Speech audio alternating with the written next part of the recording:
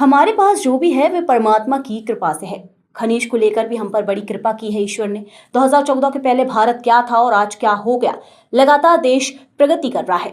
सरकार पहले भी थी, आगे भी रहेंगे, लेकिन सवाल यह है कि सरकार चलाने वाला कैसा है। पहले कहीं घोटाले होते थे, कहीं कोई लाख घोटाला, कहीं 2G घोटाला, लेकिन अब घोटाला नाम नहीं, मोदी की सरकार। पहले की जो प्रधानमंत्री थे, वित्त मंत्री भी रहे, प्रधानमंत्री भी रहे, लेकिन मौन रहे। राम मंदिर का सपना भी प्रधानमंत्री के कारण पूरा हुआ। लगातार देश प्रगति कर रहा है। राम मंदिर में भी मध्य प्रदेश के पत्थरों का उपयोग हुआ। मेनिंग के लिए क्षेत्र में भारत सरकार से कई पुरस्कार भी मिले। हम हर महीने इन्वेस्टर मीट कर रहे हैं। हम इतनी तेजी से आगे बढ़ रहे हैं कि राफेल की गति भी धीमी है। वहीं माइनिंग के क्षेत्र में हम 10,000 करोड़ के आसपास हैं। हमें से 50,000 करोड़ के ऊपर लेकर जाएंगे। खनिज के क्षेत्र में मध्य प्रदेश में बहुत विस्तार हो सकता है। उद्योग धंधे तब लगते हैं जब सरकार का साथ मिले।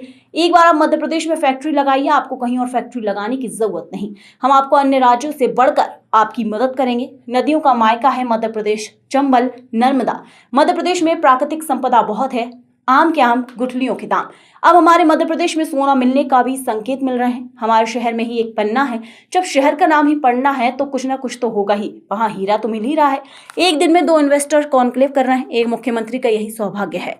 अगला इन्वेस्टर कॉन्क्लेव हमारा रीवा में होगा। 10 से 11 कंपनियों में निवेश के प्रस्ताव दिए हैं। 20,000 करोड़ के प्रस्ताव मिले हैं। 2 दिन के अंदर जब काम आखिरी नहीं है। लगातार आप मध्य प्रदेश से प्रेम बनाए रखें। हम आपकी हर स्तर पर मदद के लिए तैयार हैं।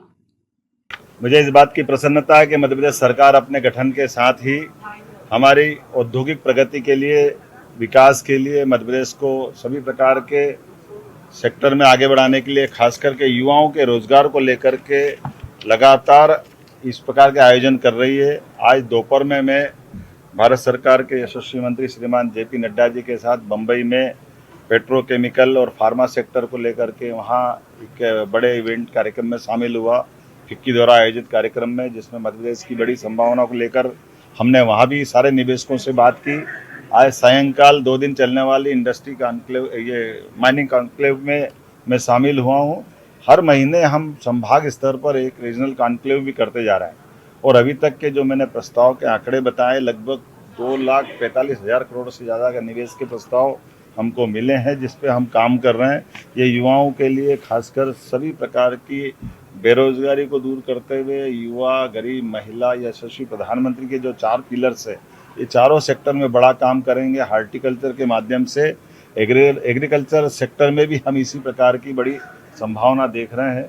मैं उम्मीद करता हूँ आज की जो हमारी माइनिंग कॉन्क्लेव का जो 2 दिन का समापन हुआ, अलग अलग प्रकार के काम करने वाले लोगों के लिए एक प्लेटफॉर्म पे एक साथ बात करने का जो विश्वास भी होता है और अच्छा भी लगता है। जहाँ सर्वे करने वाले भी है तो मशीनों के उत्पादन करने वाले भी हैं, और मध्य प्रदेश के अंदर के भी हैं, तो विश्व के अच्छी से अच्छी, बड़ी से बड़ी मशीन ला करके वो जो इंडस्ट्री, खास करके माइनिंग इंडस्ट्री में जिनका उपयोग होता है, वो सारी मशीनें भी हमको दिखाई दे रही है। आज एक का तो इलेक्ट्रिक व्हीकल का मैंने लोकार्पण किया है। आमतौर पर डीजल और पेट्रोल से ही चलते थे, लेकिन इलेक्ट्रिक व्हीकल के भी बड़े बड़े इस प्रकार के संसाधन बन गए। ये आश्चर्य भी है।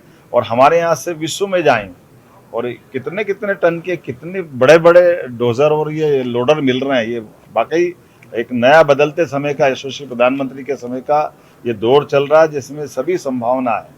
ऐसे में पहले हमने अगस्त के माह में टूरिज्म वाले सेक्टर के लोगों को बुला करके इसी प्रकार की कॉन्क्लेव की थी।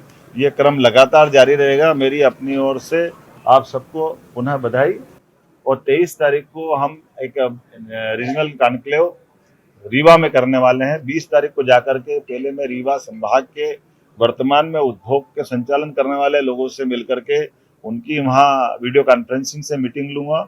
और इसी क्रम में हम काम कर रहे हैं कि जो पहले प्रदेश के अंदर ऑलरेडी उद्योग चला रहे हैं, उनको भी मदद दे करके खड़ा करना है। वो 1 से 2 उद्योग लगाए, और उद्योग का क्रम भी लघु उद्योग हो सकता है, मध्यम श्रेणी का हो सकता है, हेवी इंडस्ट्री हो सकती है, या कुटीर उद्योग या ग्रामोद्योग हो सकता है। सभी प्रकार के रोजगार परक उद्योगों के माध्यम से हमारी आर्थिक संपन्नता भी सरकार की बने और लोगों को रोजगार प्राप्त हो, और GST में वृद्धि के साथ हम सबकी बेहतरी के लिए पर्याप्त अपनी भूमिका बनाएं। मेरी अपनी ओर से पुनः आप सबको इस नए आयोजन की और अच्छे आयोजन की बधाई।